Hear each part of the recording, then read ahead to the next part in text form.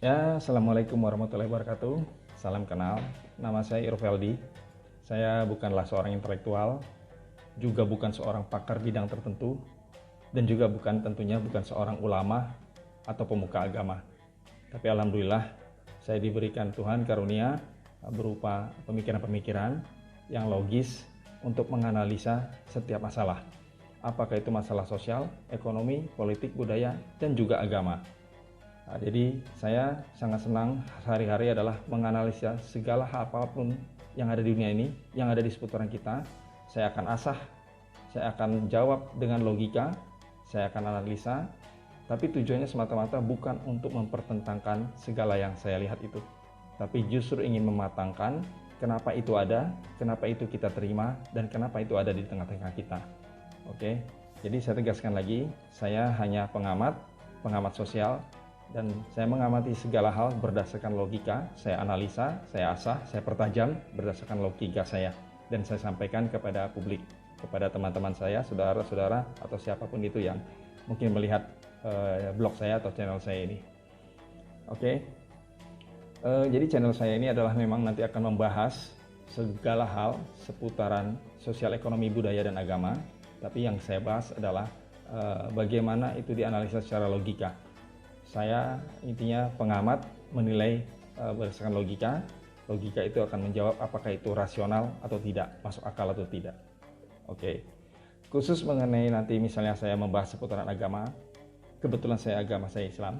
Dalam hal ini saya hanya mencoba mengasah dan menganalisa logika, tetap berdasarkan logika, namun tetap berpedoman pada dalil-dalil yang ada. Jadi saya tidak akan membantah dalil, saya tidak akan membantah dalil. Ya jelas dalam Islam dalil itu adalah Al-Quran dan Hadis, tapi saya justru ingin mempertajam berdasarkan logika saya, kenapa ada aturan-aturan agama yang ditetapkan Tuhan, dan saya akan analisa, saya akan bahas secara logika bahwa kepentingannya aturan tersebut bagi kita adalah demikian. Kira-kira seperti itu. Oke, sekali lagi saya sampaikan, kalaupun saya membahas tentang agama, tujuannya bukan untuk mengkritisi atau melawan atau membantah, bukan. Tapi semata-mata demi mempertajam keyakinan kita. Kenapa aturan itu dibuat, apa gunanya buat kita, dan kira-kira apa manfaatnya buat kita. Sehingga ujungnya adalah tercapai iman, keyakinan yang berdasarkan logika, rasional. Saya bukan menghalangi mungkin lebih tepatnya, saya berusaha menghindari cinta buta. Jadi jangan sampai iman itu menjadi cinta buta. Kita mencintai tanpa kita mengerti tentang apa yang kita cintai. Jadi saya mengajak untuk cinta paham, sehingga kita yakin bahwa apapun yang kita yakini, iman kita itu tersebut masuk akal, diterima oleh akal. Jadi saya menganalisa secara logika. Oke, jadi intinya adalah supaya menghindari juga kita analoginya, anekdotnya ya, tidak seperti kerbau yang dicucuk hidungnya. Jadi kerbau cucuk hidungnya, dia disuruh bekerja tanpa dia tahu apa yang sedang dikerjakan. Nah, saya menganalisa segala hal, juga termasuk tentang agama, supaya kita tidak seperti kerbau dicucuk hidungnya, bekerja tapi tidak tahu. Saya tidak mempermasalahkan agamanya, tapi supaya kita menggiring, supaya kita paham apa gunanya itu kita diperintahkan. Oke, itulah kira-kira yang akan saya bahas. Jadi mungkin kita agak langsung aja lanjut supaya lebih cepat. Tema yang akan saya bahas hari ini, kita akan bahas setiap per episode saya di channel saya ini, tema by tema. Seperti saya bilang tadi, ada tema agama, ekonomi, dan lain-lain. Tapi hari ini saya akan bahas tema agama, tapi agama yang Islam, sesuai dengan keyakinan saya. Tema yang saya bahas hari ini adalah tentang aurat, tentang perintah wanita menutup aurat. Oke, jadi dalam agama, mungkin kita definisikan dulu aurat, supaya kita jelas. Aurat sebagaimana definisi awam yang kita tangkap adalah anggota tubuh yang ada di badan kita, terutama perempuan, yang dapat merangsang pihak lawan jenis, laki-laki dalam hal ini, itulah yang namanya aurat. Jadi anggota tubuh dia dalam yang melekat pada tubuh wanita yang dapat merangsang pria jika melihatnya. Dalam agama diperintahkan itu harus ditutup. Nah, ditutupnya dalam bentuk apa ya? Jelas kain. Kainnya dalam bentuk apa ya? Kain yang berhijab. Kita nyebutnya sekarang hijab. hijab itu adalah sebuah pakaian resmi perempuan yang memenuhi standar diperintahkan agama. Karena hijab itulah pakaian yang lengkap menutup seluruh aurat. Jadi aurat itu adalah anggota tubuh yang ditutup dalam bentuk kain. Kain itu kita sebutnya hijab, supaya tujuan utamanya adalah menghindari pandangan dari pria, dari laki-laki, supaya tidak timbul fantasi-fantasi. Itu yang diarahkan tentang hijab. Oke. Nah, sekarang ini yang saya mau bahas adalah adanya fenomena sempit tentang menutup aurat, di mana sebatas aurat tersebut atau diperintahkan agama adalah anggota tubuh ditutup dengan kain, pakaian kita sebut hijab, sebatas itu. Padahal yang diamanahkan atau yang dimaksud oleh agama atau Tuhan lebih dari itu, bukan hanya sebatas menutup aurat, tetapi membatasi bagaimana menghindari hal-hal yang menimbulkan daya tarik atau fantasi dari pihak lawan, dalam hal ini laki-laki. Bagi saya, selama laki-laki itu melihat perempuan berfantasi, ditutup apapun dia, esensi aurat itu masih tetap terbuka. Itu menurut saya. Nah, jadi yang saya mau usik di sini, tanda kutip usik di sini adalah saat ini terjadi fenomena di mana-mana banyak wanita, alhamdulillah, sudah berhijab semua, sudah berpakaian sesuai dengan amanah agama. Tapi yang jadi masalah adalah pakaian tersebut dibentuk-bentuk sedemikian rupa, baik warnanya, baik modelnya, baik coraknya, sehingga orang yang melihat, orang siapapun itu, baik orang yang sejenis ataupun orang dari lawan jenis dalam hal ini pria, supaya terlihat menarik, supaya terlihat cantik, supaya dipuji, supaya dipuja. Yaitu kita nggak bisa pungkiri, itulah saat ini kondisi yang ada. Nah, menurut saya, selama fantasi-fantasi pria itu tercipta, dipancing dari daya tarik si perempuan, walaupun bukan anggota tubuhnya yang berbentuk aurat tadi kita sebut, tapi fantasi itu tetap ada. Berarti sebenarnya esensi aurat itu masih terbuka. Esensi aurat itu masih ada.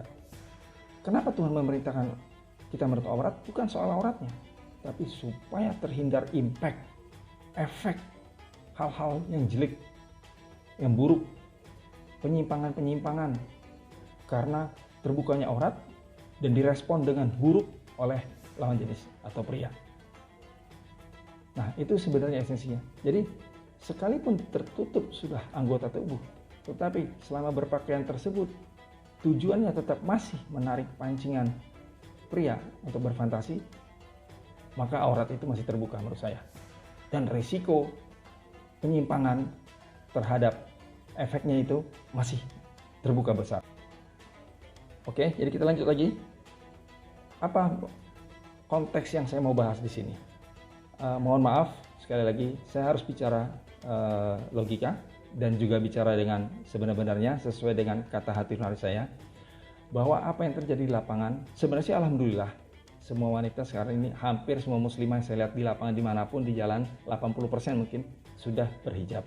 Tapi tetap itu tadi, hijabnya keadaannya dibuat secorak sedemikian mungkin, dengan warna yang cantik-cantik, dengan bentuk yang cantik-cantik, mungkin juga ditambah-tambah dengan penampilan fisik si perempuan, mungkin pakai kontak lens atau kadang-kadang pakai high heels. Yang tujuannya apa? Tetap terlihat cantik. Artinya, selama masih tujuannya ada terlihat cantik, aurat itu masih terbuka menurut saya. Karena aurat itu bukan sebatas anggota tubuh seperti saya katakan tadi, tapi aurat itu adalah suatu imajinasi fantasi dari seorang pria yang dapat menimbulkan efek buruk. Nah, jadi saya sini adalah ingin mengajak kita berpikir logika bahwa Tuhan bukan hanya mengajak kita menutup anggota tubuh aurat, tetapi mengajak kita mengerti secara keseluruhan apa artinya Tuhan memerintahkan kita untuk menutup aurat. Nah, yang saya ajak adalah marilah kita perbaiki cara berpakaian kita, terutama teman-teman kaum wanita muslimah. Silahkan, alhamdulillah sudah berpakaian hijab, tapi tolong hijabnya itu pakaiannya yang standar lah, umum saja. Jangan ada niatan untuk tetap terlihat cantik. Jangan ada niatan tetap untuk terlihat menarik.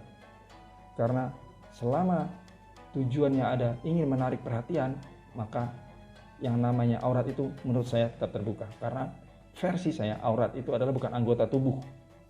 Aurat itu adalah sebuah imajinasi yang akan menimbulkan efek buruk. Jadi itulah yang terjadi. Oke, saya mengingatkan teman-teman perempuan untuk seperti itu.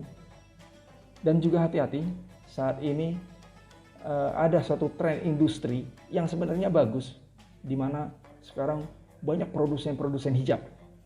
Baik itu perusahaan besar, korporasi besar, baik perorangan. Yang di rumah-rumah masing-masing, homemade begitu, buatan tangan sendiri, handcraft, yang juga berhijab. Tapi hampir semua yang saya lihat, saya survei, sama. Mereka membuat hijab, memproduksi itu untuk tujuan supaya si wanita yang pemakainya atau konsumennya terlihat cantik, terlihat menarik. Berarti sama saja. Masih urusan aurat tadi terbuka dari saya. Saya tegaskan lagi, saya ulangi lagi kembali, mohon izin saya sampaikan lagi. Aurat itu bukan hanya sebatas anggota tubuh, menurut logika saya. Karena aurat, agama tidak sesempit itu mengartikan aurat. Tapi aurat itu adalah segala sesuatu, hal yang buruk yang bisa menimbulkan fantasi. Nah, jadi kembali saya ingatkan kembali, di dalam konteks ini saya ngebahas tentang aurat. Yang saya bahas adalah logika saya, aurat itu jauh lebih luas daripada yang kita pahami. Kalau kita memahami hanya sebatas menutup anggota tubuh yang dapat memancing merangsang, maka impact terhadap hal-hal yang buruk tetap akan terbuka. Karena yang paling bahaya adalah fantasi dari seorang laki-laki. Begitu dia berfantasi, begitu dia berimajinasi, setidaknya dia sudah zinah mata. Lain soal barangkali dia merelasikan lebih jauh dari fantasi dia akan berbuat apa. Jadi impact itu tetap ada. Nah, konteks yang saya mau bahas tadi, saya ulang lagi, adalah saya membahas tentang berpakaian kita, para wanita, teman-teman wanita, tolonglah berhijab, berpakaian yang normal saja. Kalaupun harus di model-modelkan, mungkin modelnya sesuai kebutuhan, mengikuti bentuk tubuh kita, mengikuti cuaca, barangkali karena cuacanya panas sehingga jangan pakai kain yang tebal sekali. Jadi artinya sesuai kebutuhan, bukan karena keinginan emosi, nafsu. Yang jelas ingin terlihat cantik, itulah nafsu.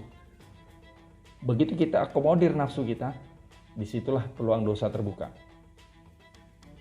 Saya ulangi lagi, begitu kita ingin terlihat cantik, itu sebenarnya nafsu. Begitu kita layani nafsu kita, itulah jalan menuju dosa. Jadi saya tegaskan lagi, kalimat saya tersebut itulah saya undang teman-teman untuk menangkap secara logika. Saya akan pakai anekdot yang paling, contoh yang paling simpel tentang berpakaian yang menarik tadi. Seorang perempuan sudah berusaha pakai hijab, sudah berusaha menutup semua, tapi selama dia masih pakaiannya warnanya mencolok, menarik, dan setiap laki-laki yang melihat tetap menimbulkan imajinasi, fantasi, maka kemungkinan apapun terjadi. Kemungkinan paling minim adalah ya si laki-laki tadi terpesona. Padahal jelas agama menghindari perempuan untuk terpesona. Saya mungkin agak melenceng, saya kasih sebuah percontohan. Dalam agama juga, Tuhan tidak pernah memerintahkan perempuan untuk sholat Jumat. Sebegitunya Tuhan. Karena apa? Karena dia tahu kalau perempuan ada di luar, itu adalah peluang terbuka untuk memancing orang melihat. Memancing apapun itu. Tapi paling minim melihat. Melihat kita tahu, kita sering dengar kata istilah zinah mata. Itu yang kita hindari. Jadi jangan sampai kita menutup aurat berhijab, tapi peluang zinah mata masih terbuka. Demikian pemikiran saya. Sekali lagi, saya tidak akan ada maksud menyinggung siapapun, baik teman-teman sahabat saya wanita, baik juga teman-teman saya para produsen pakaian muslim hijab, sama sekali tidak. Tapi justru saya ingin meluruskan supaya barangkali usahanya atau alangkah tindakannya akan lebih berkah. Wanita berhijab lebih berkah, yang pemilik usaha produsen hijab barangkali omsetnya akan lebih berlipat-lipat dikala dia benar-benar melakukan usahanya sesuai dengan apa yang diamanahkan oleh agama. Demikian pemikiran saya. Sampai ketemu pembahasan saya yang berikutnya. Tetap kembali pembahasan tentang sesuatu hal yang berdasarkan logika, diulas secara logika, dan tujuannya hanya untuk mempertajam supaya kita memahami apa yang diperintahkan pada diri kita. Oke? Sampai ketemu. Assalamualaikum warahmatullahi wabarakatuh.